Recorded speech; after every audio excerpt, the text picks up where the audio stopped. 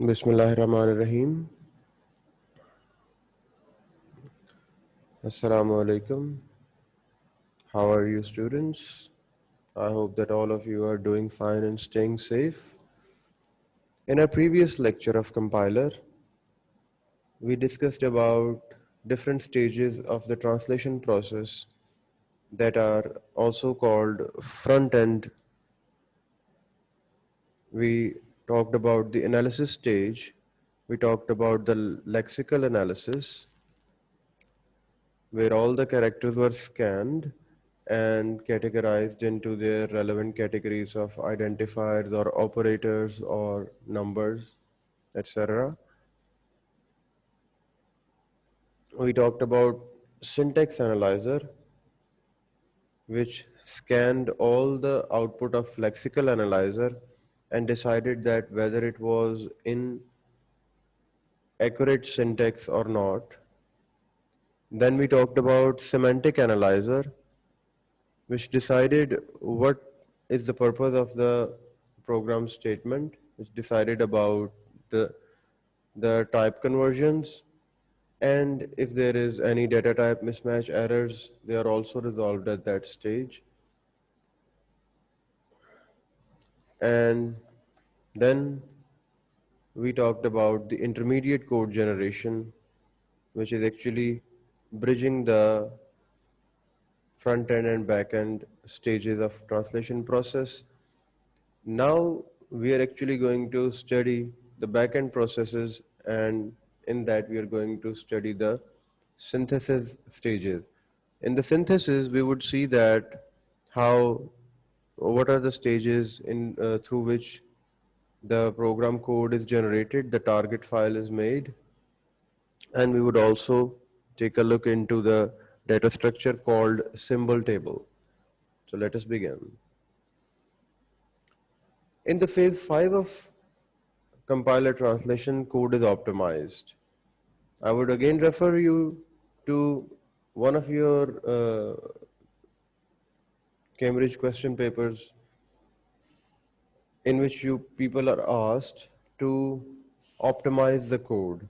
The code is given to you, the longer version of code is given to you, and you try to come up with a shorter, better, more efficient version. So the compiler actually looks at large segments of the program and decide how to improve the performance. Means which parts of code are redundant, how actually it can increase the efficiency of the program by removing the redundancies. The machine independent code optimization phase attempts to improve the intermediate code so that better code will result, and by better we mean that faster and shorter code. And the shorter the code is, the less processing power will be consumed to execute that, the less space in the memory it is going to consume. And the simple optimization task actually significantly improves the running time of the target program without slowing down the compilation too much. And the optimization cannot make an inefficient algorithm efficient, only makes an efficient algorithm more efficient. Means we are not in the danger of by any chance making our code lengthier or making our code consume more processing power. It's always going to come up with a more efficient solution, or if it cannot, it is just going to stay with the solution it has. It is not going to be something that consumes more power and gets lengthier. Here's an example of that. The intermediate code that we have seen in the earlier slides can be optimized, while temp has the identifier multiplied by 1, and then we can just simply add the temp 1 into the identifier number 2, and that would the resultant value would be assigned into our identifier number 1. This was the first intermediate code example. You can see that this this right here is the code which you can think of as an intermediate code. You can see that every step is being performed separately, and we are taking quite a longer route to obtain the value of the identifier 1. But what we can do is we can optimize that into this code. And now you can see the 4 lines have been reduced to only 2 lines. And that means less processing power, and that means the efficiency of our program has been dramatically improved. That's how the simple optimization work.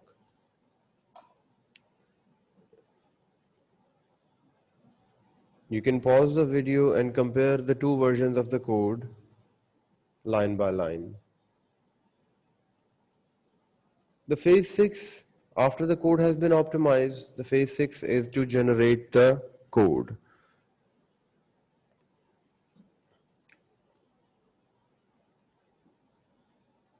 It is going to actually get mapped into the target language. And here, for the simplicity of our example, we are going to assume that our target language was machine language. So all the machine code, the registers or memory locations are selected for each of the variables used by the program. The intermediate instruction are getting translated into sequence of machine instruction that performs the same task. Means whatever we have written in the high level language, now it is going to be written in the binary of low level language, and then it is going to be compiled into the target code.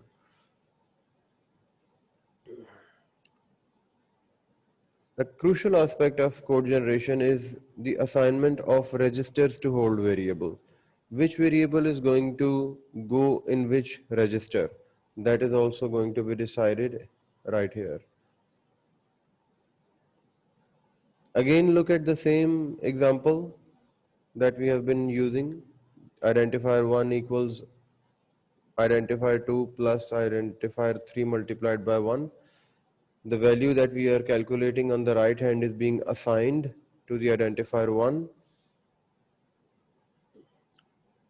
What we are actually trying to do in the first instruction, we are trying to get a move statement, or you can also assume it as a load statement, and we are loading the value of identifier 3 into register 1. Then we are multiplying whatever is inside register 1 with number 1. Remember, the hash sign was for immediate addressing. Then we are moving another variable, the identifier 2, to another register R2, and then we are adding their value. And then whatever the value is left in R1, we are going to store that value into the identifier number 1. So this is actually a general description how variables are going to be assigned to different registers and how the operations are going to be performed on those registers. So that's an example of register assignment in phase 6.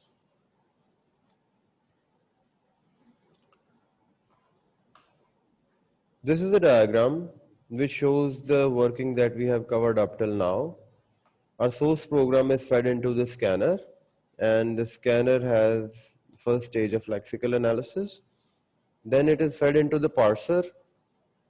Parsing or syntax analysis or parser are actually the names of same thing. Then thirdly, it is fed into the code generator, and then it is optimized, and then the object program is generated.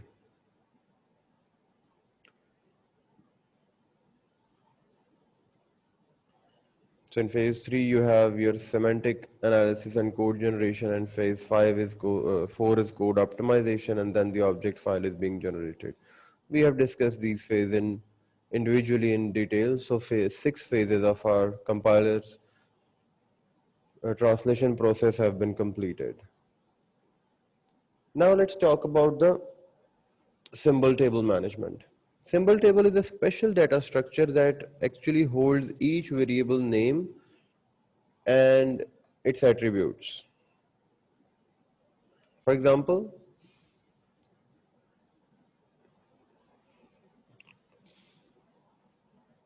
this is a depiction of symbol table.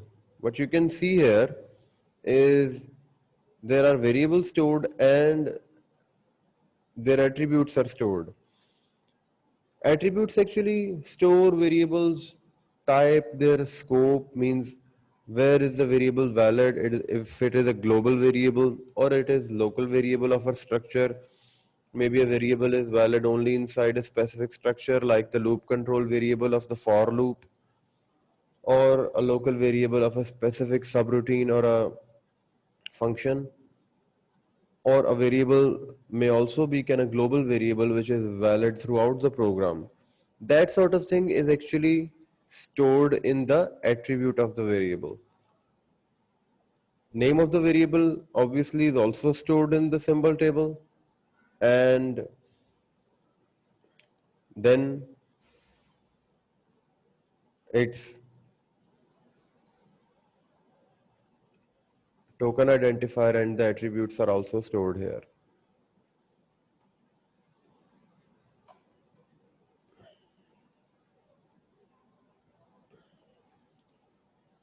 Also, in case of the procedure names, the subroutines names,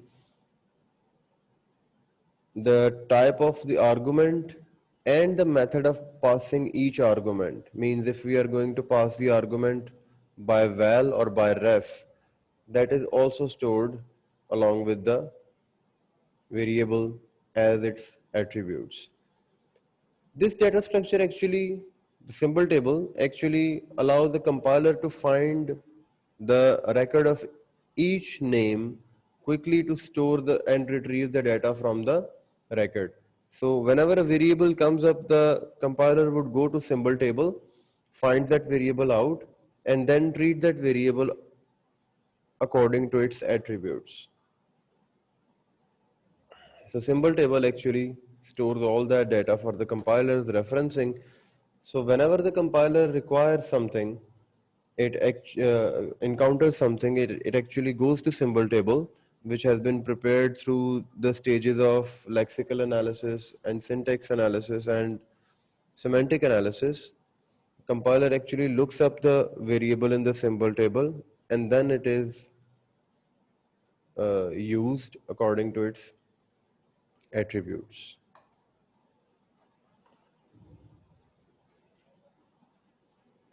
Another important aspect is error handling program. All the stages that we have seen, all the stages that we have uh, seen up till now, like the analysis and synthesis stages, on each or any of these stage errors can occur. So there is an error handling routine must be present in the compiler as well, which is able to interact with all the phases. And whenever a phase of the compiler discovers an error, it must report the error to the error handler, which issues the appropriate diagnostic message. Both the table management and the error handling routine interact with all of the phases of compiler. And then the programmer can deal with the error according to the diagnostic message they have received. And error can occur in any of the phase of the compiler's translation process. Then there is one more thing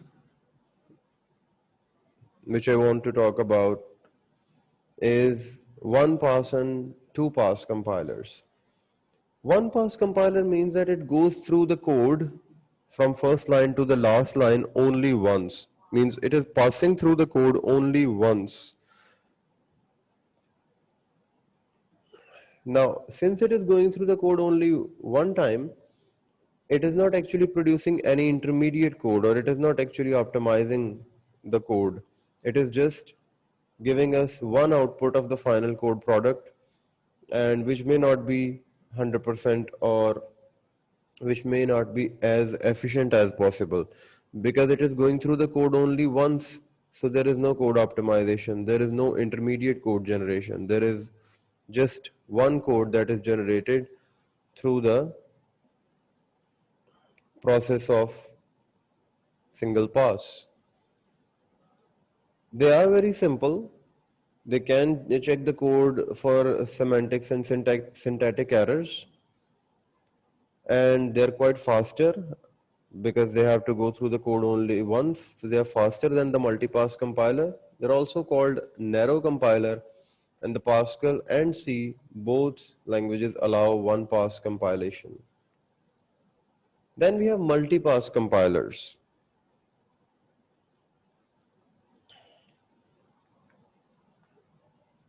Now, once the input is passed through certain phases in one pass, then the output of the previous phase is passed through the other phases in second pass, so that the desired output is generated.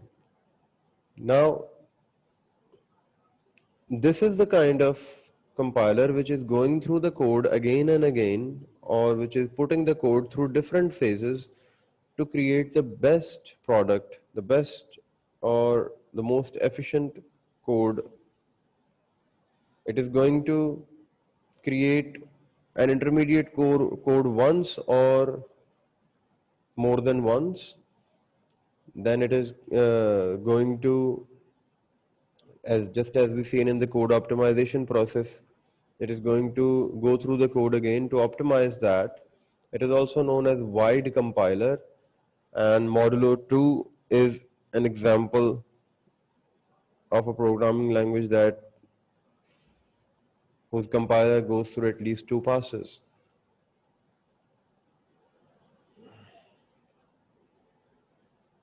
And it also requires less memory because each pass takes output of the previous phase as input. So at any given time, only one phase is being executed. So it requires actually a little less memory than the one pass compiler. We have talked about the front end and back end compilation process in our uh, lecture. The front end actually consists of the analysis part.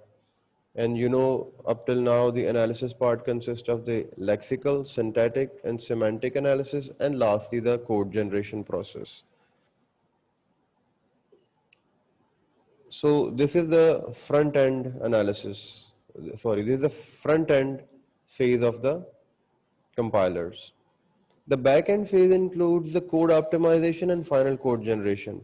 Although the front end has also produced an intermediate code, the back end needs to refine the code, optimize it, and produce the final efficient optimized code, and also finalize the symbol table. The backend also usually deals with the error handling routine, but as I have mentioned earlier, error handling routines can interact with all the phases of the compiler translation process, because errors can occur at any place of the compiler's translation process.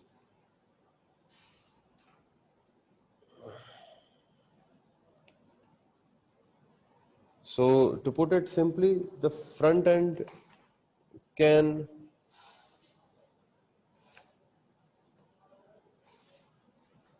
analyze and the backend can synthesize, means make or generate the target program from the intermediate code that the front end has produced.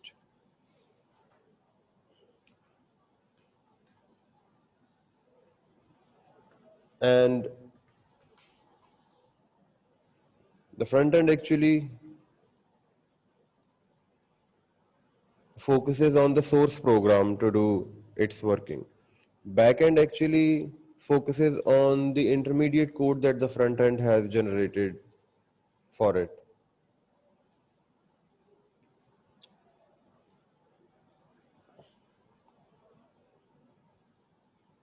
In summary, this diagram actually sums up both today's and the previous lecture, where the source program is actually being passed through the analysis stage. And you can see that in the front end stage we have the lexical analysis, the syntax analysis, and you can also see the output. The lexical analysis is actually producing the tokens.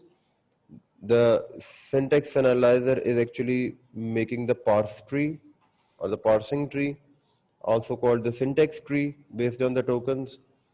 And then semantic analysis is being done and intermediate code is being generated.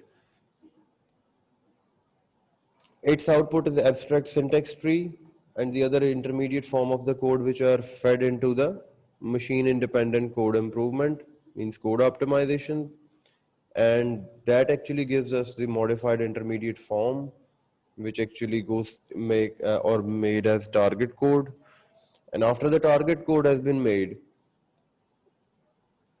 the output is assembly language or the object code, which both are the machine specific code instructions. Means our target can be the binary 01 or the assembly language code of the source program as well. So that's about it. That's the whole compiler translation process. I hope you would go through the material provided in the book and both the video lectures. And if you have any questions, now we are moving to the question answer sessions. See you on the next lecture. Allah Hafiz.